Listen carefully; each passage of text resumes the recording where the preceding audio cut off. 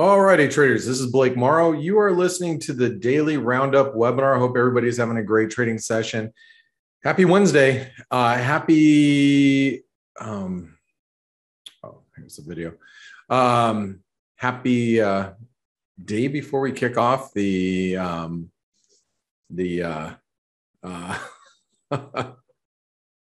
Jackson Hole Symposium. Yes, I did get a haircut. If you're looking and you're like, did he get a haircut? Yes, I did get a haircut. Hair is short. After you have longer hair for a while, it's kind of feels good to have shorter hair. Felt a little different when I was showering today, that's for sure. Anyway, let's talk a little bit about what's happening in the markets, which I'm just going to give you guys a quick update right now because it's pretty quiet, but there are some things that are happening, and I've got to point them out. So first of all, you can see the euro is pushing up against this resistance. This is pretty key because it capped us yesterday. I'm not sure if it's going to be able to cap us today.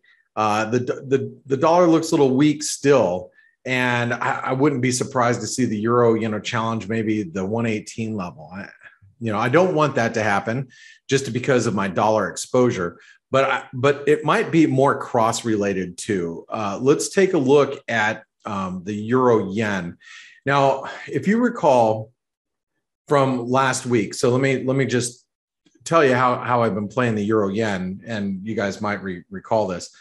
I was short coming out of this triangle, right? So I was short actually before we even broke out of the triangle, because we were knocking our head up against this resistance here, right?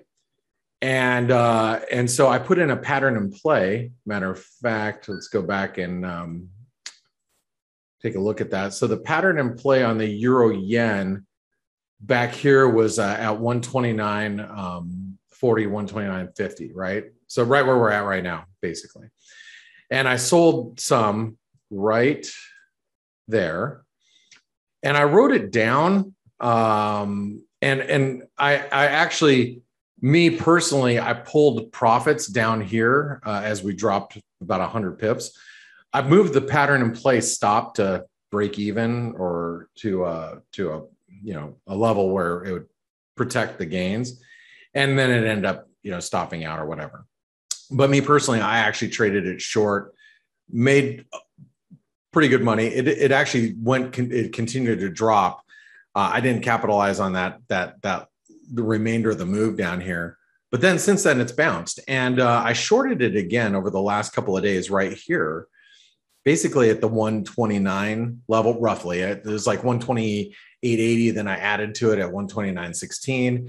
So I had a nice little cost average as it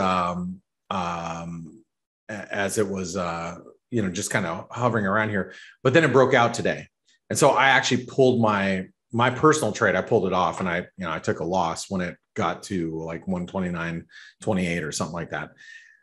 So the reason why I took it off now is because, well, for a couple of reasons. We broke this channel. You can see this has been a pretty strong channel. I mean, you look at it, let's think about this for a second. I want you guys to kind of focus in on the longer term view. So let's actually go to a different feed. Okay, so I'm gonna take you over to something I haven't drawn on a whole lot, right? So let's go over to the weekly chart and let's zoom out. Now I want you to think about this. That is 12 years. Hold on, 13 years. That's a 13-year trend line. So you can realistically say on a weekly basis, it broke down or it broke out, came back, retested the trend line, right? And has bounced. And so I'm not going to stick around after we break this, this channel that we've been following. Because I was thinking, okay, well, maybe it's just going to end up being a false breakout in the euro yen longer term, and we're going to head this direction, right? That's what I was thinking, But I know if it got above that channel, I don't want to be short anymore. So here we are above that channel. Should I be long? I'm kind of think I should. I'm not long yet. But if I find a dip to buy into, I'll probably get long, because that is respecting the weekly trend line. And that's, kind of important. So now, if you're buying euro yen, where your risk is. Your risk is below basically 128. I know we're at 129 and a half, basically, so you're like, well, that's 150 pips away. Right. But if you're thinking 150 pips this way, that is, 400 pips the other direction. Right. So, that my opinion is you got to be really, really careful now being on the short side of this euro yen, given the fact that we're holding that weekly trend line now, because that's not happening. Not, at least not as of right now. Now, why am I feeling that this could possibly happen? Well, the other thing that we got to look at is we've got to look at yields. So now you got yields that are trying to break higher, right? The bond market's breaking lower, trying to.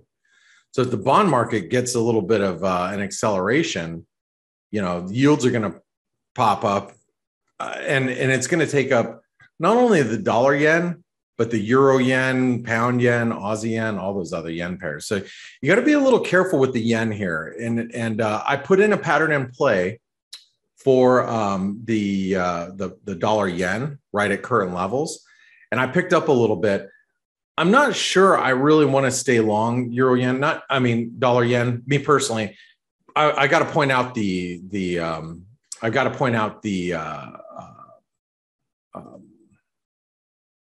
pattern, right? The pattern's got to be pointed out, but I don't know if I'm going to stick with it myself, especially with Jackson Hole coming up, right? So you got to be obviously a little bit careful around here. So anyway, this is kind of my thoughts with where we're at right now, and why these yen pairs are in focus today. And like I said, I think you got to be a little careful. Raj says you look very alert with this haircut. Good. Alert's good. Yeah. So anyway, here we go. We've got stocks at 4,500. As you guys know, 4,500 has been long-term target up here, 161% extension of this big move lower back in July. So now we've got, as the wedge continues, the 161% extension of just the move from last week, or, the 2 weeks ago, really. 127% extension comes in at 45.17, 45.18. Then after that's 45.60. And what can I say? Stocks retain their very bullish momentum, very, very bullish momentum. It's hard to think anything other. Yes, we are seeing divergences in the dollar, and yes, the dollar is holding up better in some places than other places. But overall, with stocks at all-time highs, I had to redraw my dollar Mexican peso. Have my flag pattern. Hold on, let's zoom in a little bit. So, I have my flag pattern. Here's the bottom end of the flag. The top end of the flag, I had it drawn like this, like through the wicks, but now I've got to kind of look at the wicks, right? We tried to break 2030, couldn't do it, and it's going to have a really difficult time. The dollar Mexican peso, really difficult time trying to break out when S&Ps are at all-time highs. It is, which is a bummer. I'm long, but it's like frustrating. Yeah, but the good news is it's holding up pretty well, right?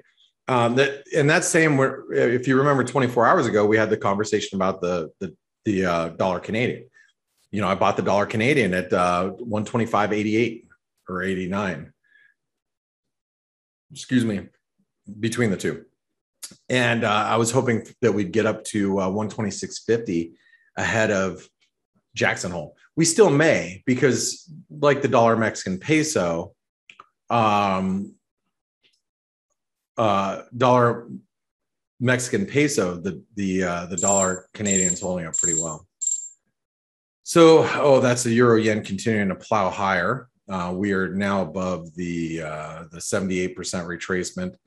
And I mean, frankly, it looks like the euro yen is going to go a lot higher than where we're currently at.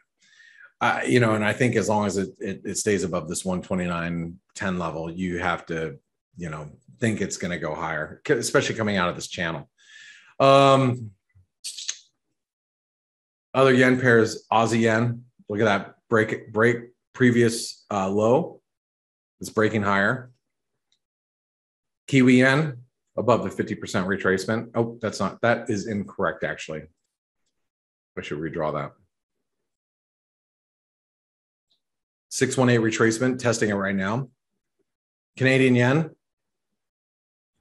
no rest for the weary. This is now breaking above the 618 retracement. It held us the last couple of days. It's risk on, and yields are going higher. And I think I gotta say or reiterate what Stelios has been saying the last couple of weeks. Yields are going up, but they're not really going up. They're going up, but they're not like out of control strong. If they really start to rally, let's say following Jackson Hole, like we walk away on Friday and we go, okay, the Fed is tapering. Nothing's changed. They're going to taper at the end of the year. Well, then I think yields are going to go higher, right? So if yields go higher, once they start racing higher, then you have to be really careful about stocks. Like right now, stocks are supported because people are going, well, yields are going higher. So that's good. The economy, can still work off higher yields. It's showing that, good economic growth, blah, blah, blah, blah, blah. But if yields start to really, really move higher rapidly, that's when stocks are going to take notice. So that's when you can get the dollar looking weak because stocks are going higher, and then all of a sudden yields start ripping and the dollar turns around and just starts ripping higher again. So that's, I think, the risk. Anything else? Cryptocurrencies are still supported. Gold and silver aren't really doing anything. They're just kind of sitting there. That's it. I just want to focus a little bit on these yields and what's happening with the yen pairs. Simon says, that's a bad joke. Simon just posted this in the chat room. He said, we're intersecting these two trend lines. We've got, the euro yen bouncing here, but we have this other underside of this broken one right here. Yeah, I think it's a tricky area, Simon. I really do. I wouldn't want to be short yen pairs right now. I think it's a little dangerous at this moment with the dollar yen breaking the triangle, euro yen breaking out here. Oh, we'll see. Guys, I want to thank you all for your support as always. Try not to get in a lot of trouble. Like I've been telling you, the volatility is not there. It was there for the last couple of weeks. It's died down the last couple of days because, everybody's getting ready for Jackson Hole. So if you get stuck on the wrong side of the market, just, take a loss, get out, Yeah, I was down in the euro yen. I'm like, well, screw that. I'm going to take it. I'll take my loss and move on because I don't want to have to try to make up 100 pips somewhere because it's going to be more difficult in a low volatility environment. So you guys have a great day and a great evening, no matter where you're at. And I'll see you tomorrow. And once again, thank you all for your support.